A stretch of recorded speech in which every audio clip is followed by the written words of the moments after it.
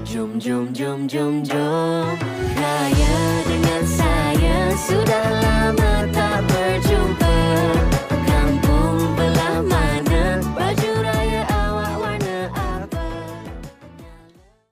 Assalamualaikum warahmatullahi wabarakatuh.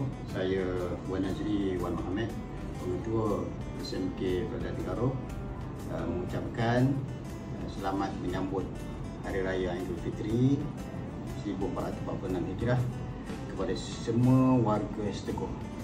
Maaf zahir dan batin, dan Bapa sentiasa doakan kesejahteraan semua. Semoga kita dipermudahkan oleh Allah Subhanahu Wa Taala dalam semua tindakan kerja yang kita buat. Dan di belakang tabir pemikiran Bapa nakkan semua anak-anak Seteguh dan warga Seteguh sentiasa berada dalam kesejahteraan dan perlindungan serta inayah daripada Allah Subhanahu Wa Taala, dan mudah-mudahan usaha kita, apa sahaja yang kita buat, diberkati dan dimudahkan oleh Allah. Kita nak Seteguh akan menjadi hebat, akan menjadi sekolah model menjelang tahun 2030, insya-Allah.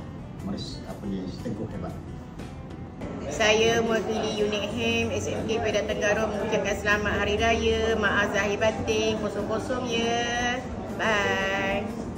Saya dari tim Koko ingin mengucapkan selamat Hari Raya kepada semua warga Seteguh. Maaf zahir batin. Saya wakil daripada Kelab Keluarga Guru dan Staf Seteguh ingin mengucapkan selamat Hari Raya Aidilfitri. Maaf zahir dan batin, dan semoga semuanya bergembira pada Hari Raya kali ini. Assalamualaikum, saya Farhana binti Husin, wakil daripada AKP Seteguh ingin mengucapkan selamat Hari Raya, maaf zahir dan batin.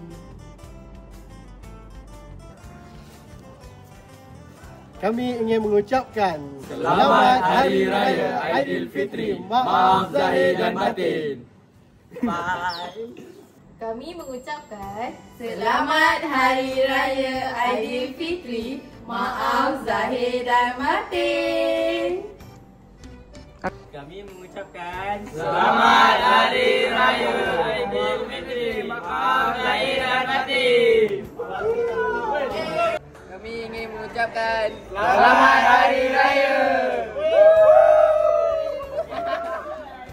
Kami mengucapkan selamat Hari Raya Aidilfitri, maaf zahir dan batin.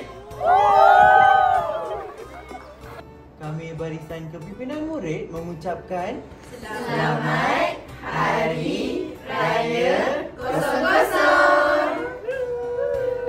Kami dari 3 Cendika YE mengucapkan selamat Hari Raya Aidilfitri, maaf zahir dan batin. Kosong-kosong.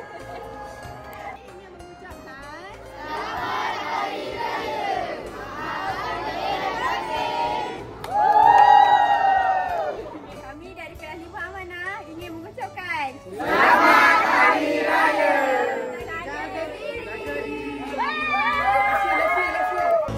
Jom